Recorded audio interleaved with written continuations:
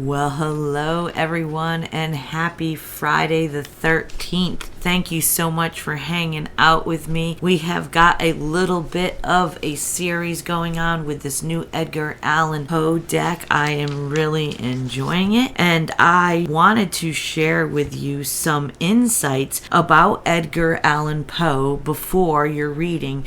Now, if you're like, I don't give a shit about Edgar Allan Poe, just fast forward to the intro part. I do have timestamps, but I found Edgar Allan Poe really interesting. I had not known much about him. I had no knowledge of him. Edgar Allan Poe's guidebook says, "Welcome to the mysterious and macabre world of Edgar Allan Poe, where all that we see or seem is but a dream within a dream." Now, Edgar was born in 1809. He was a master storyteller, and Poe can be associated with tarot, as through both the tarot and fiction, we learn more about who we are and what we can become. Tarot reveals our shadow sides, or the hidden realms within us, or the places we need to embrace and shine more light on, bringing up what's buried in our subconscious. So for Friday the 13th, I wanted to transmute the energies of what we normally would consider a scary, fearful, or darker holiday into an opportunity to address our fears hidden deep inside and release them, no longer keeping us bound or in this self-imposed prison. And we do that with our beliefs, our mindsets, with certain people, relationships, situations. And these things need light. They need clarification and allowing us to transmute these energies that keep us stuck, that keep us from growing, that keep us from raising our vibration. Now, Edgar Allan Poe saw a lot of death in his life. He lost his mother to tuberculosis. He lost his foster mother to tuberculosis, and eventually his wife Virginia. He also himself was born in 1809 and only lived to be 40 years old. And through the darkness and the grotesque of what he saw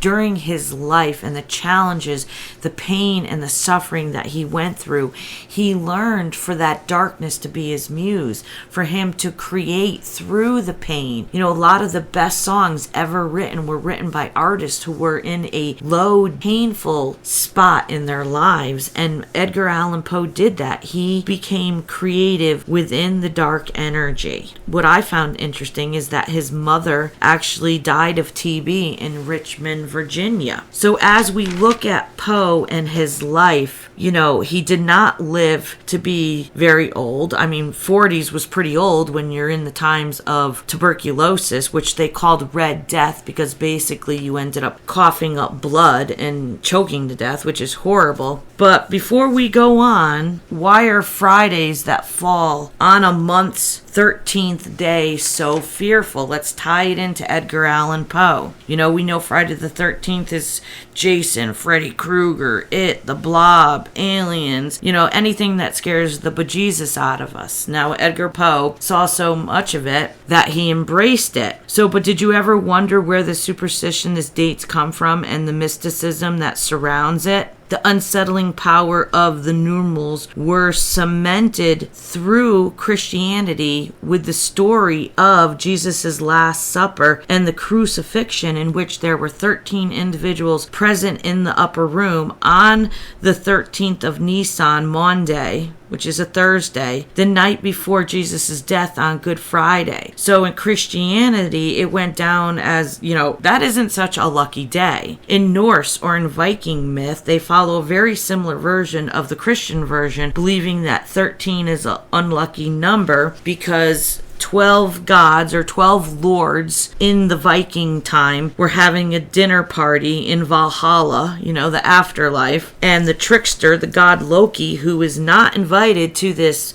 party, this dinner, arrived as the 13th guest, and he was only there because he had arranged the assassination of their leader Balder with a mistletoe-tipped arrow. So the Vikings had a very similar superstition about Friday the 13th, but it kind of came from a little bit of a different aspect. Now we got the myth that links Friday the 13th with the fall of the legendary warriors known as the Knights Templar. On a fateful Friday, more than 600 Templars were arrested, brutally tortured, getting confessions from many of their dark activities. You know, darkness cannot exist in light. So all these perceived bad luck events that we label dark or unlucky, yes, horrible, difficult times. But the one thing that all these things have in common is that they ushered in change. One way or the other, there was transformation and change. And sometimes transformation is ugly.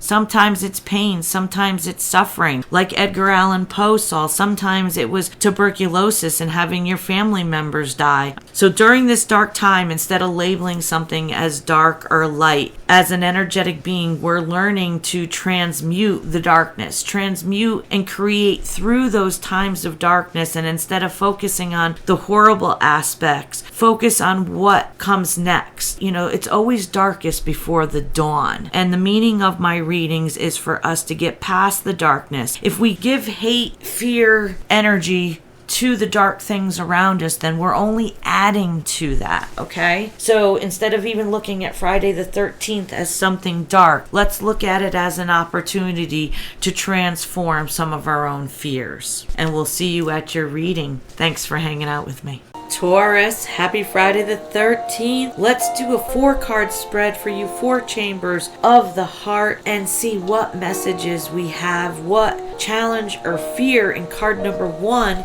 can we shed a little light on with you today, Taurus. And we have got the King of Swords sideways. So this is an energy of where this could be a two-way street, not quite in the upright, but not in reverse. So this is about a King of Swords in transition.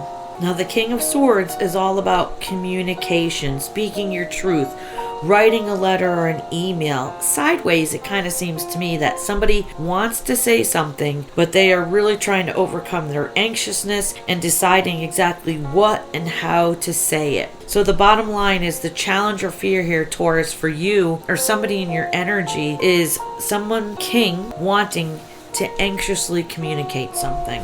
Now we're going to look at card number 2, and this is what's causing this moment, passion of what's driving this King of Swords and got him feeling a little anxious about communicating something. And this is the Page of Cups. This is a message of love.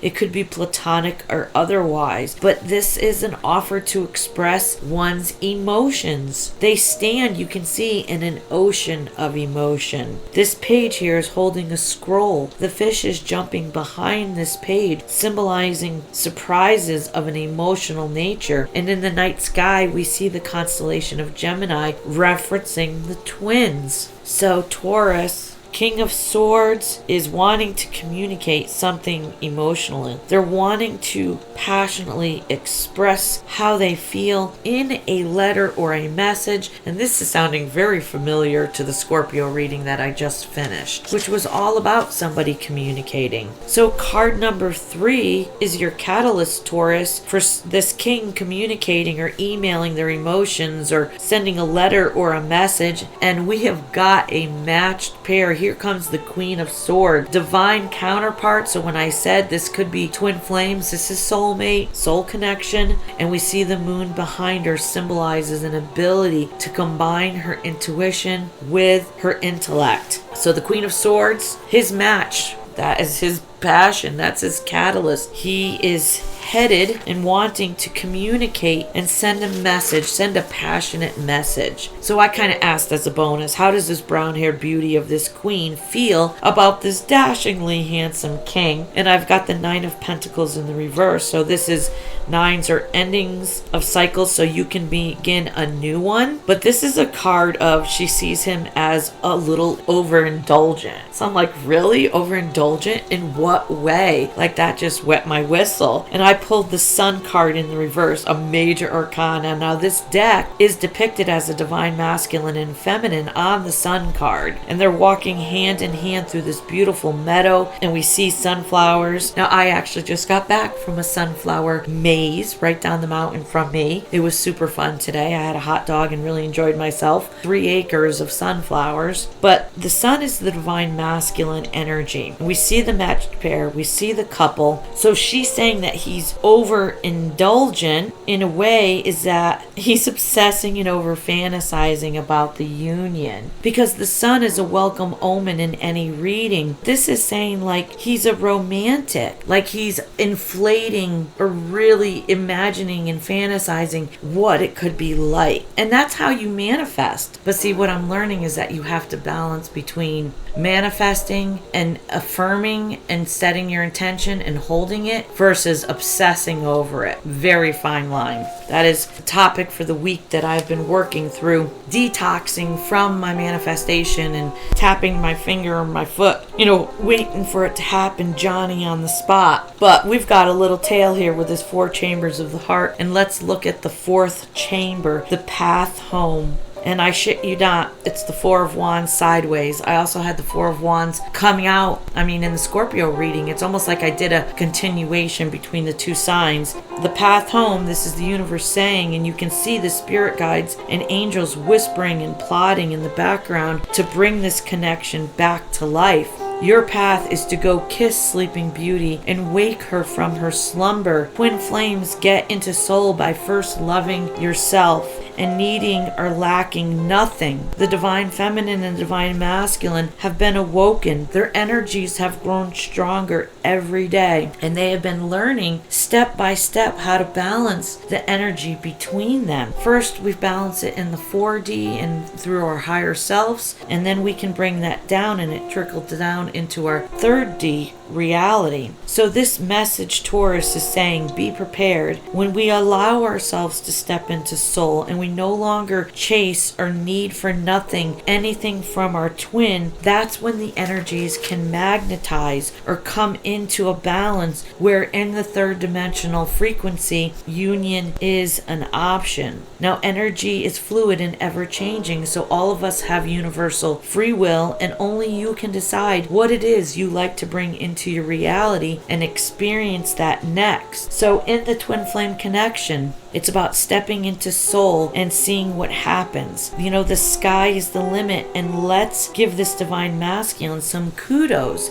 Embracing his feminine energy and being a hopeless romantic, that's an example of a divine masculine who is truly loving himself and allowing himself to embrace both of his energies and live in soul. Well done, twin flames. Well done neutralizing the energy. Now I have something written on my board that says the soul needs nothing. So regardless of what you're trying to manifest, if it's to bring your twin flame back into union, or if it's to manifest abundance materialistically, when we manifest and we set our intentions and we reinforce it with imagination and feelings and thoughts, we have to add no expectations, no preferences, and no judgments to how it arrives. That's when we surrender and we let go and we let the universe do its work. We let the universe work its magic. But as a spiritual being, we have to take steps to set those things in place and make sure the universe knows exactly what it is we're setting our intentions, and then we cannot deviate from that path. We can't question it. We can't be in self-doubt. We have to stand firm in the faith to know that the universe